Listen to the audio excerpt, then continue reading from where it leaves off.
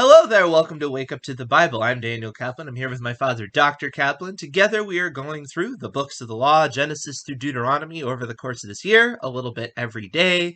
Today I'm going to be reading Genesis 41, 1 through 14, and we're going to read from the Robert Alter translation, and then we'll talk about it afterwards, all right? And it happened at the end of 2 full years that Pharaoh dreamed, and look, he was standing by the Nile. And look, out of the Nile came up seven cows, fair to look at and fat in flesh, and they grazed in the rushes. And look, another 7 cows came up after them out of the Nile, foul to look at and meager in flesh, and stood by the cows on the bank of the Nile. And the foul-looking, meager-fleshed cows ate up the 7 fair-looking fat cows, and Pharaoh awoke. And he slept and dreamed a second time, and look, 7 ears of grain came up on a single stalk, fat and goodly. And look, 7 meager ears, blasted by the east wind, sprouted after them. And the meager ears swallowed the 7 fat and full ears. And Pharaoh awoke, and look, it was a dream. And it happened in the morning that his heart pounded, and he sent and called in all the soothsayers of Egypt and all its wise men. And Pharaoh recounted to them his dreams, but none could solve them for Pharaoh. And the chief cupbearer spoke to Pharaoh, saying, My offenses I recall today. Pharaoh had been furious with his servants, and he placed me under guard in the house of the high chamberlain, me, and the chief baker. And we dreamed a dream on the same night, and he and I, each of us dreamed a dream with its own solution. And there with us was a Hebrew lad, a slave of the high chamberlain. And we recounted to him, and he solved our dreams. Each of us according to his dream, he solved it. And it happened just as he had solved it for us, so it came about. Me he restored to my post, and him he impaled. And Pharaoh sent and called for Joseph, and they hurried him from the pit, and he shaved and changed his garments and came before Pharaoh. Dun, dun, dun. It's a little bit of a cliffhanger there. All right, so this section is mostly about these dreams. There's a few things that I have to say about it, but before I do, sir. Oh, I wanted to make a comment about something I talked about earlier That's usually how he starts. about Joseph and Mrs. Potiphar. Uh-huh. I went back to the Rashi there, and Rashi's objection was that Joseph was curling his hair while his father was in mourning. But of course, this would have been over time, and Yeah, wasn't that like at least and several? he doesn't even know what's going on up there. I think there's maybe an implied problem. Why hasn't he tried to contact his father? And there's some speculation, I think, by Jonathan Sachs, who the very famous rabbi who recently died, that maybe Joseph somehow blamed his dad for what had happened. But anyway, so well, I mean, and he was kind of indirectly responsible. So the idea of the curling of the hair, but I wanted to. It's kind of like it sounds a little pious, but the idea is that you shouldn't be concerned about yourself when somebody else is suffering, kind of thing. I guess. I suppose, but that seems a little quite reading into it. I wanted to. I want to give Joseph more credit than that. I also don't like the whole victim blaming thing. It's like, why does it have to be his fault? Maybe she was just terrible. Yeah, no, right. I would agree with that. I just wanted to bring that up to clarify what was said. But it is interesting though that in traditional Jewish culture, at least for the last umpteen number of years, the very religious men have cut their hair rather short. Yeah. And well, one thing about too the idea of cause and effect is while I'm criticizing that notion, I think it is a very Jewish culture thing to always want to look at all the elements. It's not just what was the evil the other person did, but how could you play any part in it? Because that's just kind of the way they think, and that's a good thing. That's not necessarily a bad thing. Well, that was another problem later. How he allowed himself to be alone with her. Yeah, exactly. Right, and you could ask that question. But anyway, I was going on to say that as Paul was writing, of course, to Caucasians, to Greeks, and he said to them in 1 Corinthians 11:14, does not even nature itself teach you that if a man has long hair, it is dishonor to him? So my point was if Jesus Christ, as the carpenter's son, as a rabbi, had looked the way he's generally pictured, I don't see what kind of credibility he would have in the Jewish community Right. looking like that. Right. So that's just, I just want to make that comment. Hmm. Okay, now I want to go back But that to, comes from the misplaced idea that he might have been like Nazarite vow or something, well, doesn't yeah, it? well, that's also, yeah, right, Yeah. which maybe we'll get into that another time. And there's two different words there. Right. They're not even, you know, I'm just kind of giving right. those people credit for maybe making the wrong mistake. That's all. Oh, okay. Well, anyway, to get back to Genesis, then, The wrong mistake. It's kind of redundant. to Genesis 39, where we Sure. are. Genesis No, I'm sorry. 39, I'm sorry. 41. 41. I apologize. Thank you. 39 was where the Potiphar's wife came Yeah. up. All right. In Genesis 41, Yes. um, the again, Rashi makes an interesting comment regarding Genesis 12, and I think he overdoes it, but I think there is a certain implication in Genesis 12 where it says a young Hebrew man. So here we have a relatively young single person, and he's Hebrew, and he's also a servant, a slave. He's a Na'ar, a lad, and he's Ivri, he's Hebrew, and he's Eved, a servant. So he's like really on the bottom of the barrel. So in a way, this shows you the rags to riches element of the story. He goes from an alien, single man, relatively young, without, that much credibility, and a slave. And he goes from that to, running the country with a wife, with two kids, and all the rest of it. So I think that kind of emphasizes the sort of rags to riches element here. Yeah. Well, you get also that rags to riches element when the guy is describing Joseph, right? Because it's kind of interesting because he's talking about the person and he's trying to give him credibility, but on the other hand, he's like he was a Hebrew and he was a slave.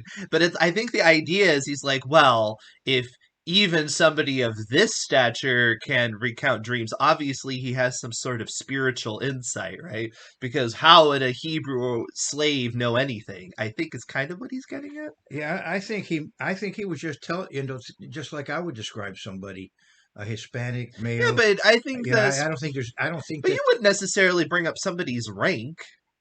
Would you really? I mean, I guess you could say like what they were as an Yeah, he's occupation. just describing. I feel like he's really trying to say somebody that shouldn't be able to do anything of the Oh, sort all right. is able to do it, and so therefore there's probably something to So my son is going along with Rashi. it. All right, but anyway, I wanted to Well, make you know, he knew some things. I wanted to make another comment. Sure. Evidently, the Egyptians were not so much into facial hair, into being hairy. I remember in Oh. the movie The Ten Commandments, the Pharaoh and the prince are pictured with shaven heads. Just Well, if you look at the art too, yeah. they often look like Anyway, that. so he shaved before coming to Pharaoh. Mm-hmm. So that I think that shows the etiquette of that particular ethnic group, Mm-hmm. or the court at least of Right. Pharaoh. And what's interesting is there's no moral comment on it.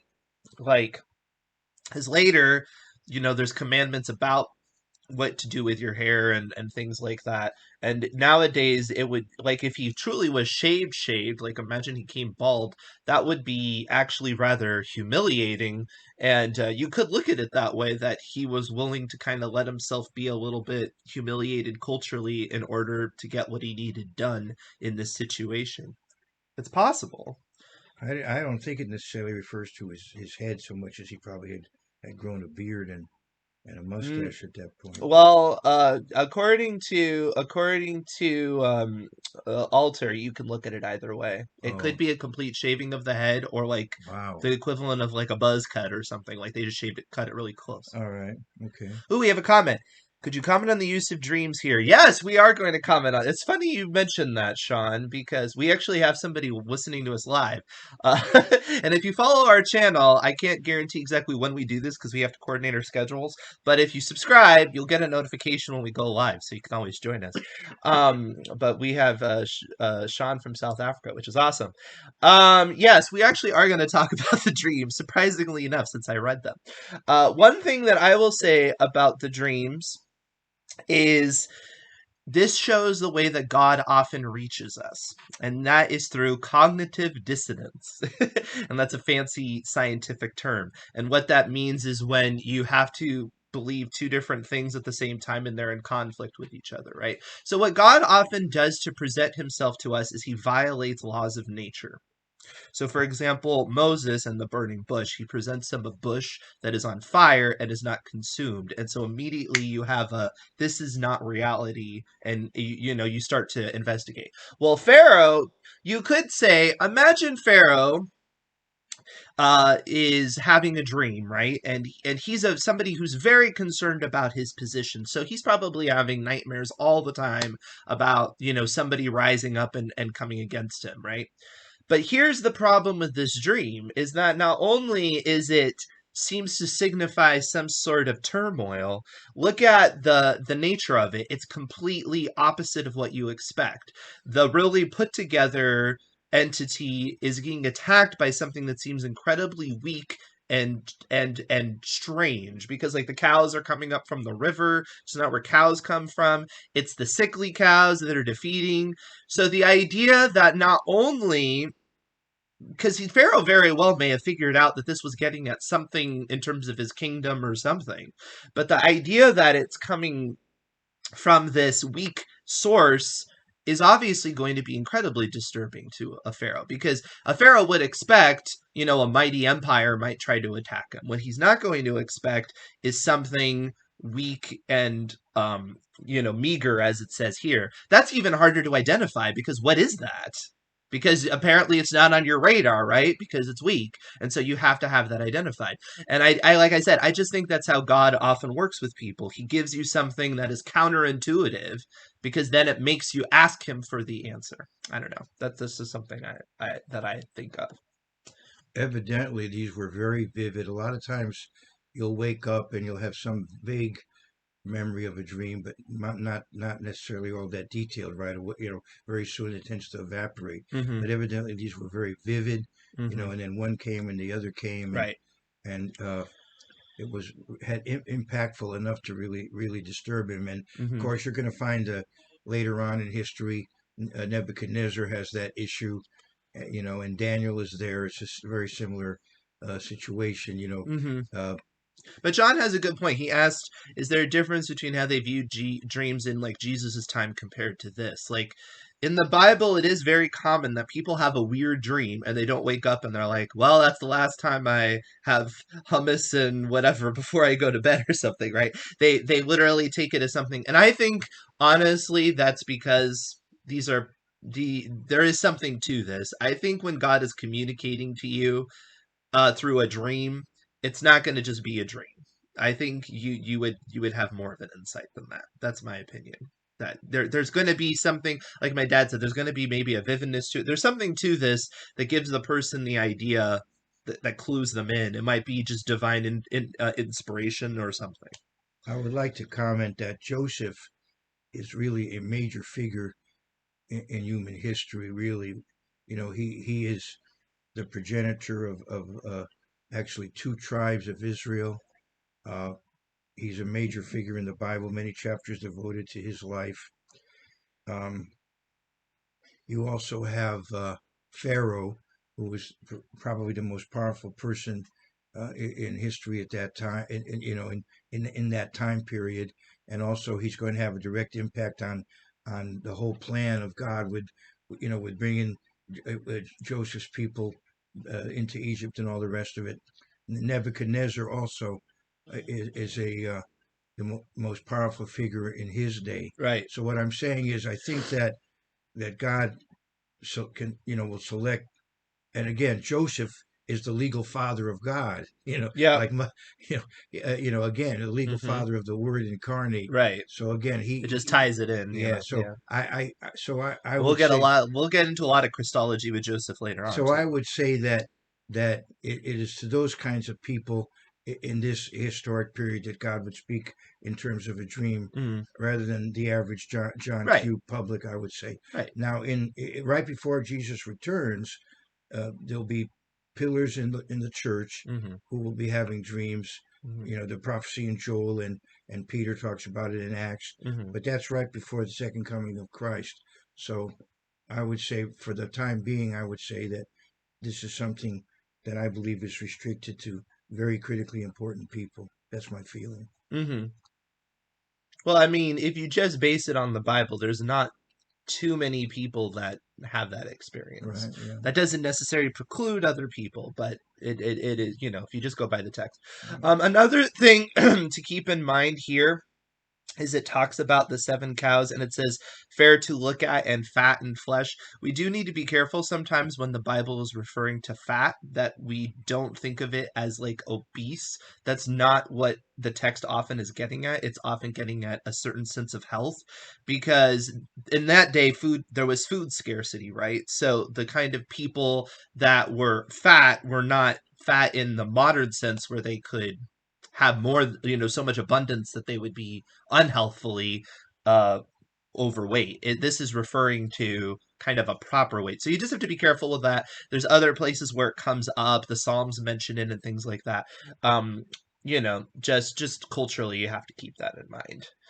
It's like when Ezra and Nehemiah tell the people in Nehemiah 8, eat the fat, drink the sweet. Mm-hmm. It's not, it doesn't literally mean, right. It doesn't mean that fat is, you're really not supposed to eat fat. Right. But, eat the best. Mm-hmm. Right. Yeah, exactly. All right. But I wanted to yes. look at this term where the man says, I admit my, I've blown it. It was been 2 years. My offenses, I recall today. Where's that in here? Verse 9. Okay, because it's really sad, as it says in the last section we read, that he forgot Joseph for 2 years. It's very sad. And here Joseph, he had one job. Yeah, Joseph's sitting in prison there, but he says that that he hanged this person, and that is what it looks like to me. But for some reason, Alter translated it impaled. So you did. He doesn't have a note on that either, unfortunately. So I can't tell you why. I'll have to look at that because hanged. There's a difference between being impaled and hanged. But yeah. All right, that's something to look into, I guess. Yeah. I'm trying to remember though the dream. The dream might imply impaled. But the word that I see there looks like it's to be hanged, because it's, I think, in the book of Esther. I think in the book of Esther. No, I got it. This is what he says. Despite the fact that the Hebrew verb generally means to hang, okay, this is why he came up with it. Hanging was not a common means of execution anywhere in the ancient Near East, and there is evidence elsewhere that the same verb was used for impalement, which was frequently practiced. So what he's saying is that even though the verb is typically used for hanged, it's not always, and just thinking historically, that's probably not what happened. So that's where he gets that. Well, I'll give credit to Robert Alter for his research, A tip of the hat, metaphorically, to Robert Alter. Yeah. Not that he's infallible, but he does a good job. Yeah. Yeah. Sounds good. Yeah. All right. Any other comments before we let the audience off the hook and we continue on with what happens next? I'm fine. Okay, sounds good. So, if you haven't already, please hit the bell, subscribe, tell your friends, and we will see you tomorrow.